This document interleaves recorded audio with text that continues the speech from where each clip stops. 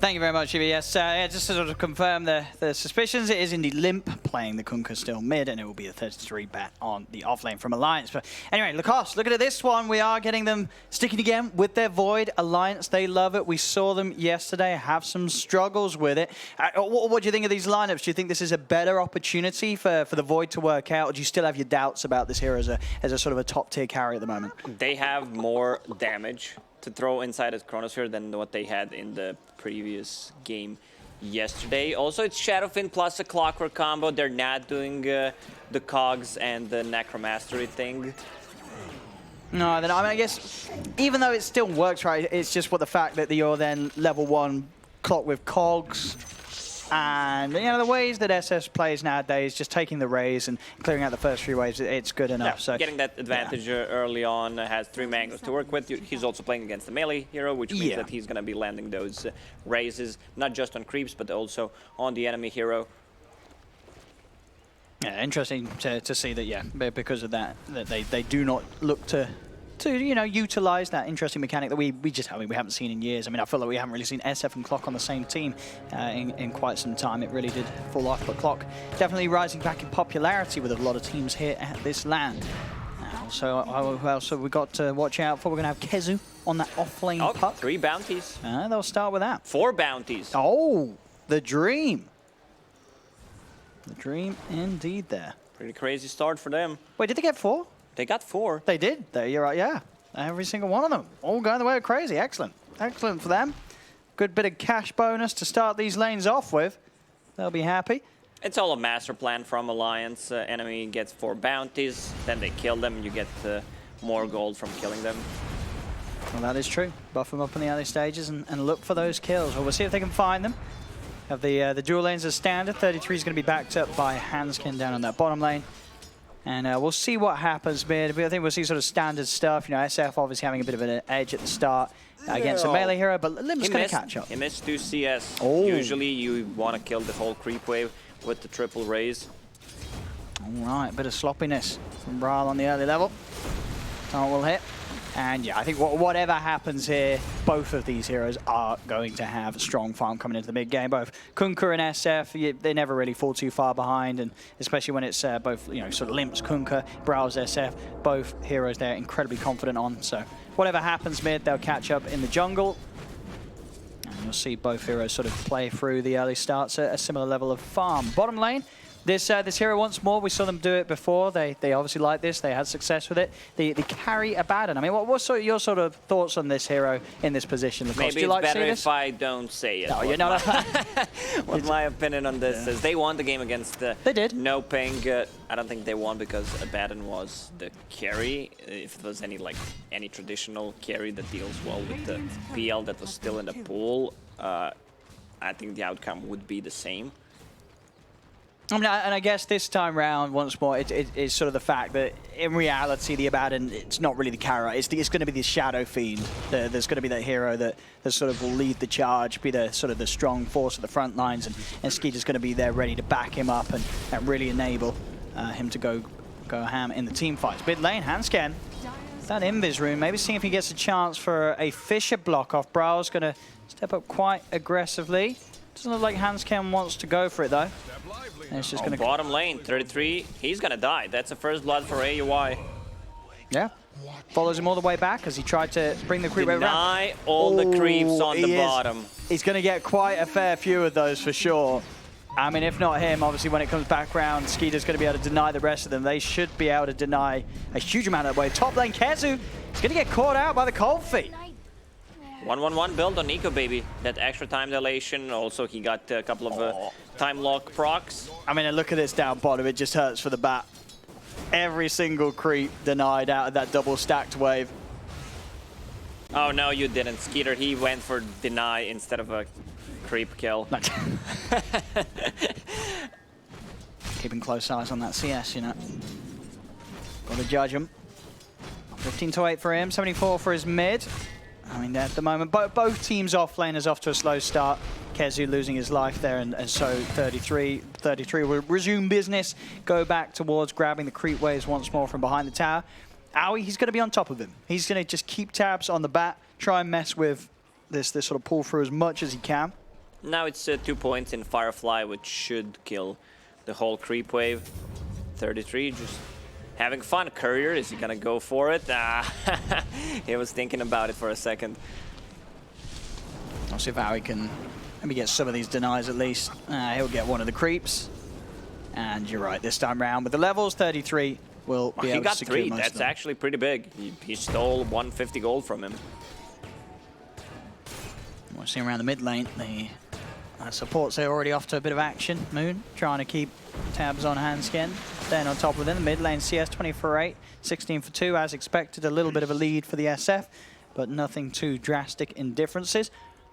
Looking forward to see what Nikobaby fancies this game. I mean, he's pretty much always a fan of the Battle Fury. I think that's going to be pretty much standard in his build unless he really wants to change the way he's been playing in the recent games. And then after that, we saw what last time when they tried to pull out the Void, he went for the Battle Fury into the BKB. Did lose that game, so it may not be the sort of dream sequence of items. But as you say, you know, if he does want to go for the Battle Fury BKB, at least there is going to be much more significant follow-up from his teammates when he goes for the Chronospheres. This game, they will get kills in that Chrono quite early on. Battle Fury allows you to flash farm. I mean, you can have the same argument for Maelstrom, even though Maelstrom got nerfed, the Battle Fury got buffed. It's way costlier than Maelstrom, of course, but having built in Kyiv, especially if they decide to group up, like hitting 2 heroes, could be good, but if you ask me, I'm not a big fan of Battle Fury. You're not a fan of the iron? No, it's situational to me. If you're playing against Phantom Lancer, then it's like a must-have item. The thing is, one downside is you spend a lot of gold on Battle Fury, you're still not ready to fight. Like if you compare him to any other carry, but we've seen that yesterday. Radiance on Raid King against Battle Fury on Faceless Void, there's a huge difference what these 2 items do. Well, overall, the farm definitely favoring KheZu here in these first 5 minutes. A 2k lead, just looking a lot more solid across the board. Really 33 that's slipping behind. Even though he did manage to get success with that second pull of the waves, the fact that he did not get away with the first lot has really set him behind a little bit as he now struggles to get close to any action. As he heads in, has to use the Firefly to evade the 2 of them going over and across that little bit of a ravine. It's going to allow Skiter to continue to chase him down, though. Once that shield pops, I mean, doesn't even need to, just the right clicks alone and the blast from Howie to secure the kill. Yeah, this is it's going to be a rough start for the Bat. Also, a Bat in level 7 at this point, also keeping 1 point for missed coil if needed and 1 point for borrowed time. Silence the tower, get some extra attack speed on it with the with the siege creep, sorry. That's going to be a lot of damage. And we see Limmp come in here. There's not really too much he can do other than just soak up the wave under the tower. Does not offer any kill potential on his own at all against these 2 heroes. So it just looks to be a situation of feeling that he can come down here, get this wave in a lot sort of a safer manner, but still doesn't want to stick around. The fact that Skiter is as leveled as he is means this area is a bit of a no-go zone for Alliance unless they want to bring multiple heroes in. Mid lane, Bryle continuing to farm at a pace that does stand ahead of that of Limp's. Limmp with movements like that just hasn't had the sort of time to focus on getting that creep CS in the jungle. He'll resume farm here as he does have the stack prepared.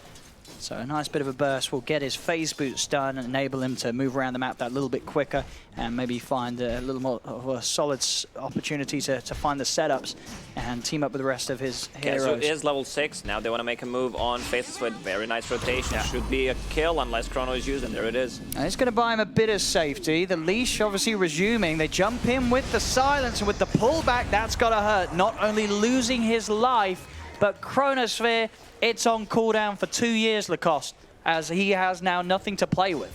Almost 3 minutes. You do not, I mean, it's fine if you survive, but if you don't get anything out of it, then it's Faceless Chrono. I see a Battle Fury.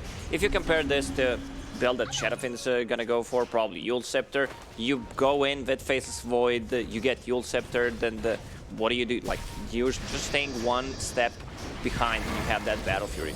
Gonna try and get in under the tower. TP in comes through and Limp's in with a wraparound. He's able to find the quick setup onto Owie, look for the easy kill. Owie pops the stick charges. He's kind of tanky with a frost shield, but they'll be able to work through the magical damage they have at their availability. They'll also be able to find Bryle. This would be a big grab, and they get a fair few bashes there. The RNG working in favor of Nikobaby as they do find themselves a big one. Handsken goes straight for the TP out. It's not going to make it though. In they go with the battery assault. MoonMeander able to cancel the channeling, and they'll take Handsken down in return. But Alliance definitely finding that kill on the SF. Bryle just going forward a little too far, and Alliance able to easily get on top of him. KheZu needs to get this tower because 33 is putting a lot of pressure on the bottom tower. Just creep, skipping, farming the jungle and the lane at the same time. Will finish off his boots of travel. So yeah, this tier 1 tower is done.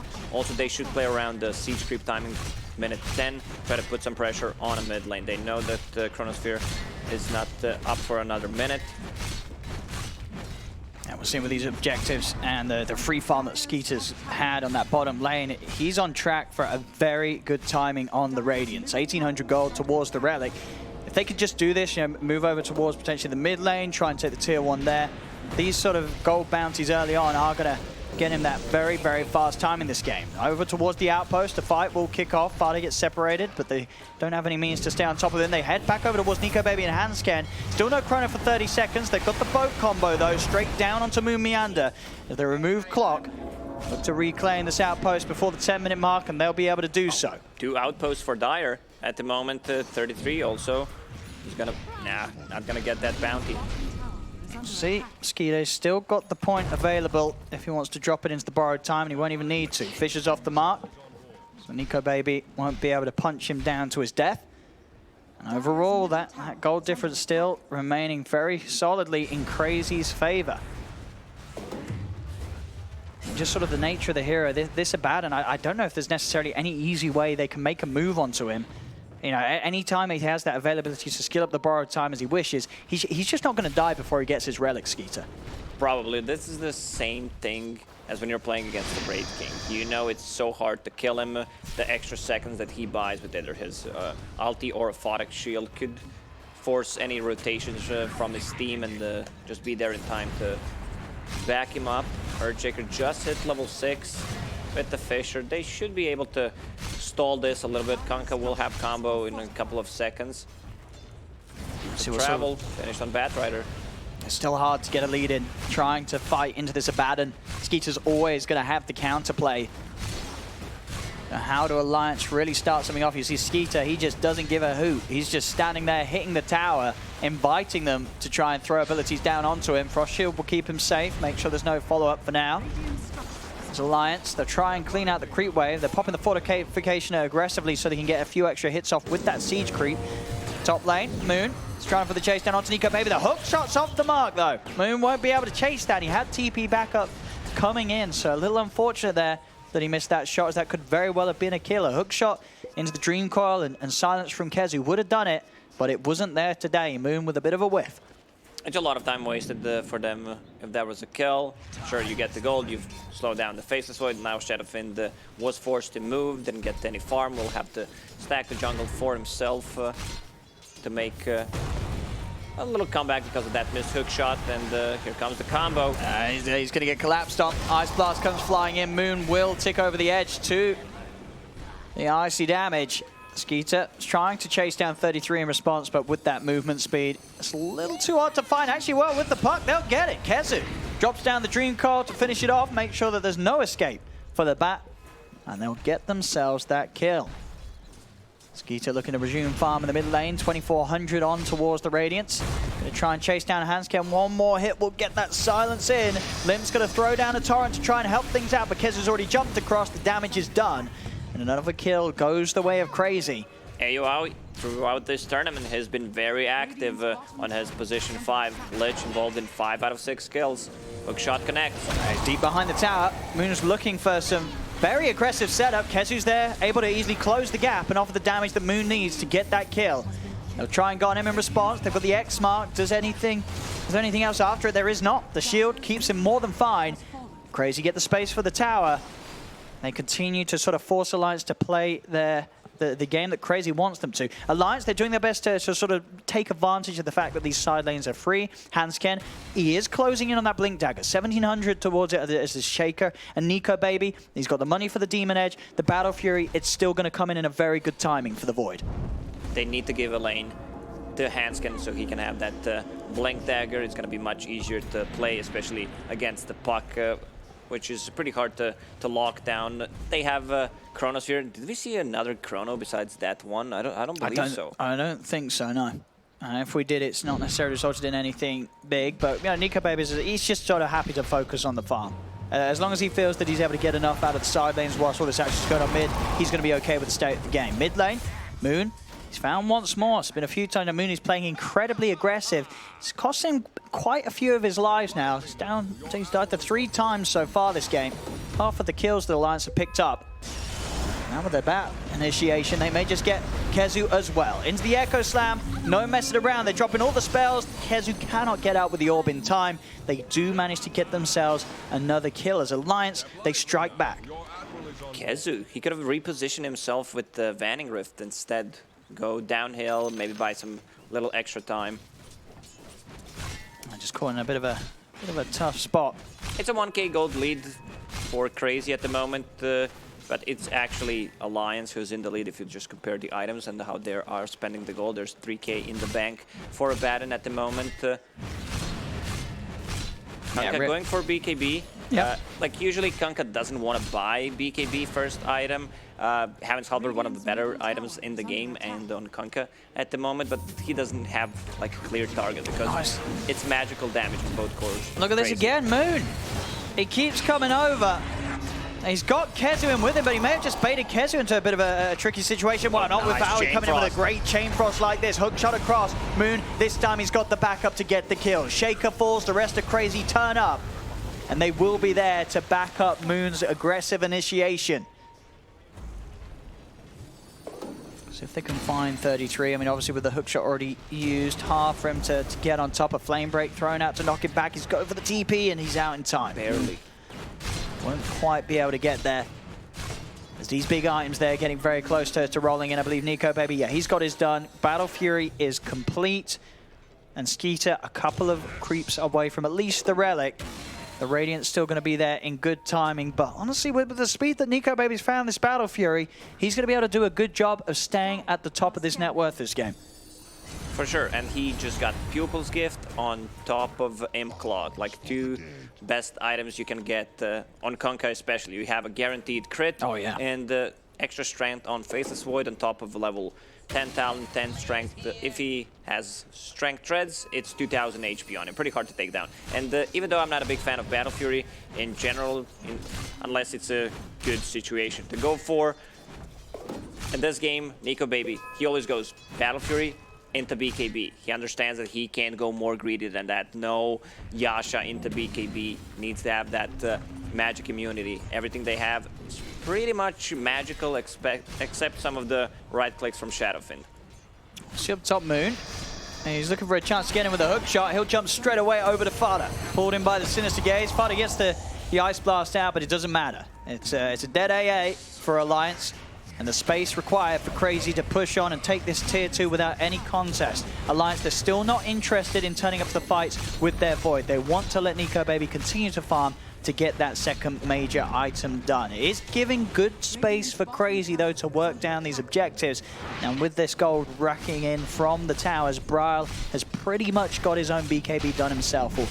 Everything's lining up for KheZu at the moment. The timings are synced. Radiance plus BKB on Shadowfin. See if they can go for Skiter twice.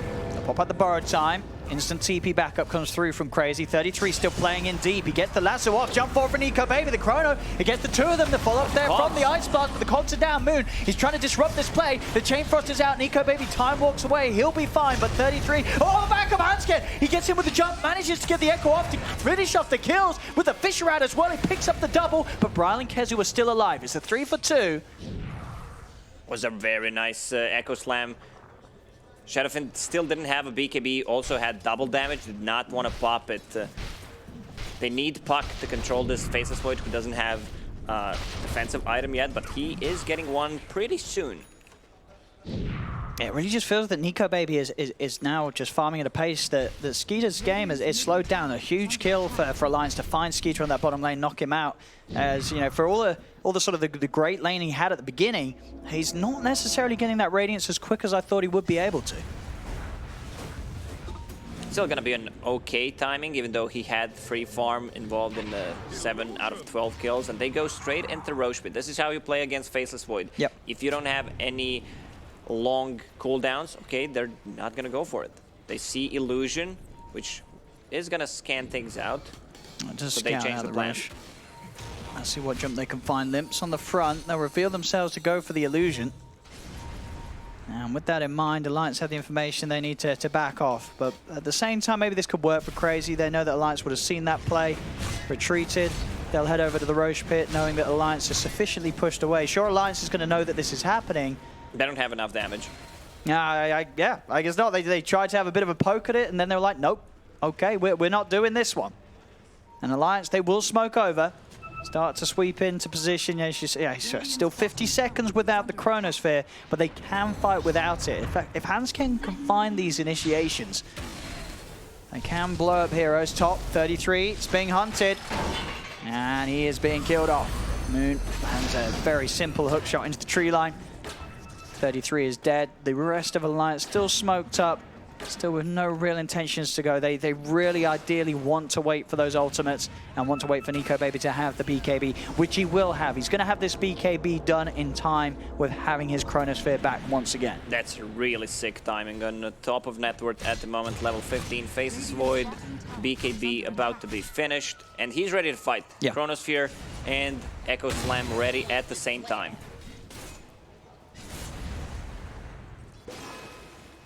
Both teams, I mean, KheZu in particular, just sticking together as a 5-man. It's giving the space, though, to this Void, as we say. Now the Radiance is done on Skiter, so it'll have a bit more of effect in the fights, but it's the timings. It's the fact that the Radiance is online into the 2 BKBs that are complete on Alliance's cores. So they themselves will feel no effect of that Radiance when they commit with that magic immunity into the fight, so it almost makes that item feel redundant in the team fights when it's a full 5v5. Jump forward, going to try and poke the borrowed time at least out of Skiter to start things off. Glimmercape will protect him, hook shot onto the backlines, and with the jump forward, KheZu's found the coil onto the 2 of them, splitting up the fight. Bryle in the river, he's playing with the idea of popping the Requiem. They've committed the Chrono here as they've gone for these backlines, and with the Chrono, they've done it. They've got the Abaddon. Nikobaby's still trying to fight on. He's got the ability to time walk out once again. The BKB will be ending soon, but they split up KheZu. They've killed Echo off. Slam's still ready. Handsken's ready to look for a jump. Nice Pitch a block. block up, it's perfect. Separates Bryle from the rest of his teammates. Bryle cannot get back to safety. He does get the chance to put the BKB, but Limmp in response uses his own BKB. The Requiem does not pose a single threat at all. Ice Blast, it's coming in. It's not going to be on the point. Bryle still getting away. He's got to look to juke out the turret, and he will, but it doesn't matter because Nikobaby time walks in, bash to the face, takes down the SF. Now he's got a little bit of safety with the Glimmercape. Will get into the trees. They are pinging. Looks like someone was aware that he was around, but with the instant TP out, Owie does manage to survive. Still, though, overall, Alliance able to force the fight in an excellent way. Nikobaby just being able to get into the backlines. The Chronosphere, the fight was incredibly split up. Skiter needs to be careful about his positioning. Yes, you are a Baton, but there's a lot of damage that they can proc that ulti pretty easy. Also, after that, Faceless Void will chrono you, no doubt about it. You're carry a Baton. Now they're... I think they lost a lot of time trying to get that Roche with the DD on Shadowfin. Now they need to collect souls once again on SF. And they can't take a fight, which will give another window, 30 seconds to minute for those cooldowns to refresh on Alliance. Yeah, I mean, it does just feel hard, though, that you have this Radiance rush into the cores with the BKB. We saw last fight, he just has really no impact at all. They've got to find some way to poke out that BKBs, get the durations lower, because as it is, every single team fight, Alliance, they don't care about this Abaddon. It doesn't scare them whatsoever. They really do not care. He comes close, he gets credited by this Imp-Claw. Kunkka, extremely high level. You get close, you try to run away. X marks the spot into Torrent. Faceless Void, he does not die. Like, you can't lock him down because he has that BKB. So he can go in, try to get some lucky bashes on Abaddon to keep him in place. Yeah, I'm talking about some bashes. We didn't get to see it the other day, but we are going to get to see it here. He's going for his axe. He loves the axe, Nikobaby. Didn't get the chance to really play with it last time around, but today, here in this game, he knows how good of a start he's had. He's had all the space. He's played it excellently in terms of positioning, and now he's going to get to reap the benefits, getting these big items online at a very good time. And the Aghanims, it's only going to speed everything up for him. The farming potential and the opportunities where he gets in with that AoE time walk in the team fights, it's going to cause a lot of issues for KheZu. For those lazy people who don't read change logs, Aghanim Scepter doesn't reduce cooldown on Chronosphere anymore. It's bash. You apply time lock proc to all the units when you use the time walk, where you land. It's going to be very, very infuriating to play against. Nikobaby jumping around the fights as is, and of course, with this build, does have the two relevant talents, the reduction of cooldown on his time walkers, as well as that cast range. He's not only going to be slippery, but he's going to hurt as well if you try and get close to this man. Smoke up from Alliance. Theory crafting, Owen, where you go for Octarine core with this Aghanim Scepter build, pick up Arcane Rune, and just permabash people. It can work. It can work. Believe me, I've seen it because I've tried it. Seeing the river, 33. It's not going to find a grab. They do have everything ready to go, Alliance. So KheZu, they've got to be ready for this team fight that will be brought to them. Skiter, he kind of needs more though. He's got the Vlad stun. Will help out his team a bit. As I say, you know, as expected from the draft, it's Bryle. He is the real carry with the BKB Chrysalis, but he's still kind of vulnerable. If he gets caught in a Chrono before his BKB is off, they will be able to blow up the Shadow Fiend. So KheZu, they have to find the jump themselves. They cannot afford for Alliance to be the ones to take the fight onto them. Even if KheZu gets a good jump from Clockwork, there's so many ways to counter-initiate with the Batrider Chronosphere. Just land the boat. Got the vision on Limmp here with the rocket flare. KheZu is on timer right now. They can't afford to drag this game for another 15 to 20 minutes. They need to play around the Roche, try to get a kill. And you can't just also run into Roche pit. Well, let's see about that one. Oh, look. I mean, they tried this before. I'm skeptical, Owen. You don't think they can get this, Roche? I mean, you said it's not quick. It is slow, and it's into all of the team fight ultimates of Alliance. And Alliance, they know this is going on. As outside the pit, Alliance will show that they know what's up. They'll throw the Ice Blast out. They should maybe pop the ult the once. We'll see if Skiter's borrowed time does get forced out. KheZu tried to jump in with the Dream Corp again. It's incredibly split up. There just isn't the opportunity for the chase down. The ult, it comes out early. Nikobaby's got the Chrono. He can just chase this out, wait it off. Is he going to drop the Chrono time? The fear will push him back momentarily, but he can chase on forward. He doesn't even need the Chrono to kill off Skiter. That's the carry down. He's over towards Bryle. Bryle pops the BKB, but they have enough physical damage to go for it. The Chain Frost is out, but the BKBs are up. Now comes the Chrono. They'll lock down Bryle. They'll kill off his SF. Moon falls in the river as they just cannot take the fights at the moment, KheZu. Their heroes, the carry Abaddon, it's getting destroyed this game, Lacoste. Yeah, one of the reasons why I said they can't go into Roche pit, but I guess that's just nerves. You feel like you need to do something and it forces you to make mistakes. You know that this lineup is not gonna scale. You have a lot of magical damage. This Abaddon, you're playing against full pipe on Batrider. You have two cores who have BKB on enemies, so you want to do something right now.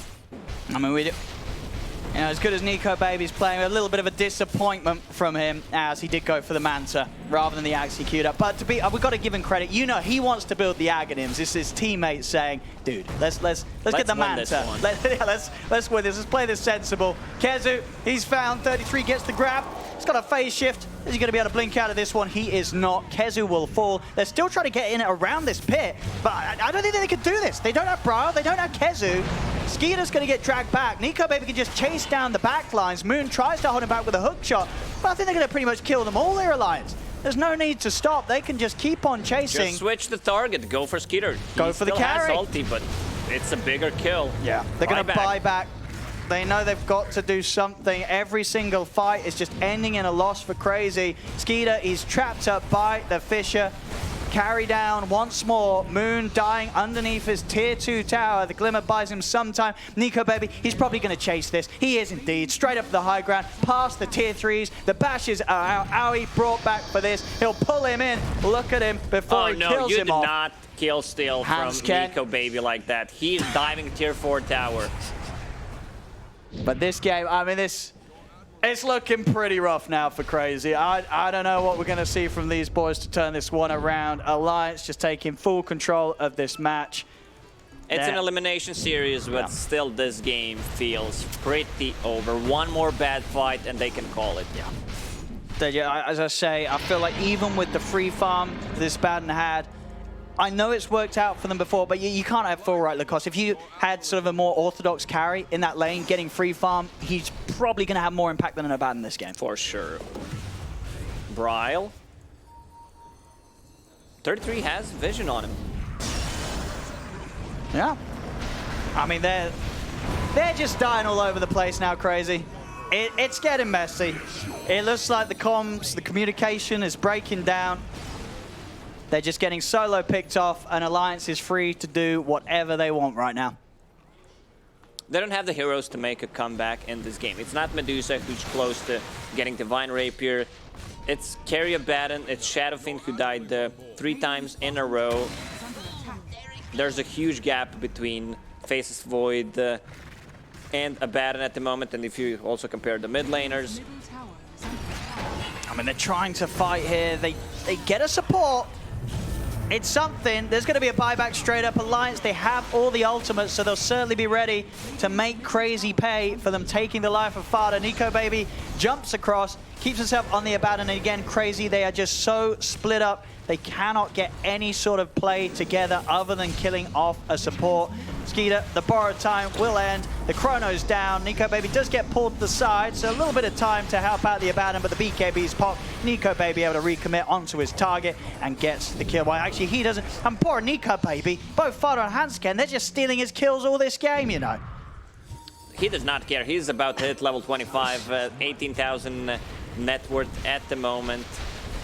I'm kind of disappointed that he didn't go for that Aghanim Scepter. I feel in a game like this, where it's getting this one-sided, you got to say, you know, come on. I mean, I say it. I'm sure Nikobaby's on our side. I'm sure it's the rest of his team saying, for sure. Do not buy the Ags. Could get be clairvoyance. I mean, he could have been sending don't buy messages. Ags. Don't buy Ags. Get this Manta style. Get rid of the silence from Abaddon and Puck. I mean, it's a safe play. We're just joking a bit, but it's a really good item on Faceless Void. It definitely works, and as I say, I'm sure Nikobaby would hold us to that. He's a huge fan of the item, and I feel like in this series, if they play Void again, he's going to be like, look guys, I absolutely owned in that game before.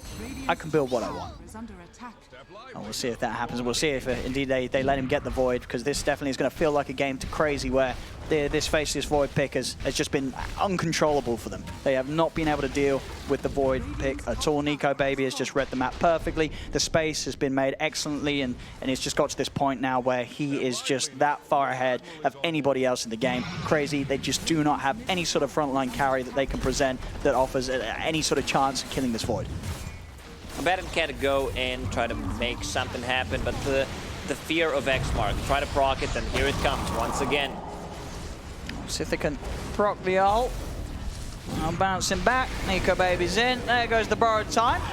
Managed to silence Nikobaby, but that will be that. 33 tracks Skiter down with the lasso. Carry Abaddon dead once again. And it's the base. Nikobaby's not afraid to sort of jump in aggressively, force them to back up. It's a 20k gold lead right now as Alliance head up to the high ground, look to take these towers away. They don't have any big items coming on KheZu at the moment. Okay, hook shot, do or die. No follow-up. They killed Fata before. Can they do it again? It doesn't look like it. This time, not even able to find the support kill. Silence onto Nikobaby, quickly removed by his Manta. Thank you guys for giving me a suggestion to go for Manta style instead of shitty Aghanim Scepter. Well, that's why it's called a team game. It is, you know. That's why you listen to your team. I mean, maybe not necessarily in pubs. At least they don't listen to me when I'm talking to my teammates. But in these pro games, the communication is key, and the theorization during the play is also certainly there. Butterfly done for Nikobaby. He's just rolling in the gold right now. Still 40 seconds on that Aegis. So what did he take at the 25? He does take the AoE. Let's go for the big chronos. I mean, he's not going to die. He knows that there's no necessity for him to have the backtrack in this one. Just wants to look for the flashy plays to seal the deal here in this game one. So they'll look to slowly take this tier 3 tower down. Skiter, I mean, he got the deny. That's something. That's something. That's his highlight for the game. Tower's gone. Racks are open. Aegis is gone in 5 seconds. They're a bit slow on sieging. Okay, here it comes. Here we go. Have they got a combo? No. That's the combo. It's initiate into the level 25 chrono. There'll be a buyback from Bryle. We'll see what they can do here, if anything. Nikobaby jumps across, looks to get a double. He's already thinking about the rampage. He's eyeing up the opportunity to get some big old kills here. There's the triple. 3 out of 5. Give him some action. Give him it. 4. Give him more. There's the come on. The cool GG, but he wants that rampage. He's into the fountain. Is he gonna get it in time? No, once again, Handsken who was that? and 33. They It was stole. 33. Stealing the rampage. Wow. Wow. I mean, it may be a win for Alliance, but Nikobaby's going to be mad. For sure. First, they don't allow him to go for aggro. No. Scepter on faces. Then they start stealing kills, and then he's about to get a rampage, and 33 says nope. I know. Well, it's a win, so I'm sure you know. But you could look at Nikobaby. You know, he's not happy. That is a broken man right there. Look at it. He's stepping away. He's fed up with the boys. They'll take the win, of course. 24k lead. A very easy win for Alliance. I think we'll see KheZu obviously come into game 2 with something a bit different. I don't think this was different. I don't want to see anything different than this. This was too different. Yeah. Carry Abaddon worked against Snowping in their series today. I don't think you can draft like this against Team Alliance. Yeah, Skitter's talking a lot. Guys, I had the free farm, but listen, you can't just feed away kills like that. You need to support me. I'm the boss here. I'm good at rip leading. Oh, yeah. Rip leading? I was going to say, you can't even say it. I'm not sure you're an expert in the field that you can't even pronounce Lacoste. You know? You're not really selling me on this. But no, indeed, heavy discussions being had here by KheZu after what was a very rough game 1. But definitely, I mean, as we say, you can look back at the hero picks. They can say that this was obviously something that worked out against the other teams here. It's not going to work against Alliance. And they've got a lot of other things they can sort of pull from. You know, KheZu, a very inventive team when it comes to draft. They're going to have other strats up their sleeve to bring out this series. Oh, for sure. I think they have something else prepared. This one did not work. Timings were right on their items. It was just this Roche fight when they had double damage and went in, tried to go for it, backed out, then went for another Roche. Just don't take those fights around the Roche if you're not certain it's going to end up well for you. Oh, well, there we have it. I mean, excellent start to the series for Alliance. KheZu, they are going to have to come back with something completely different in Game 2. Don't go anywhere, ladies and gentlemen. We'll have a short break, and then we'll be back with more Dota 2 action here at the StarLadder ImbaTV.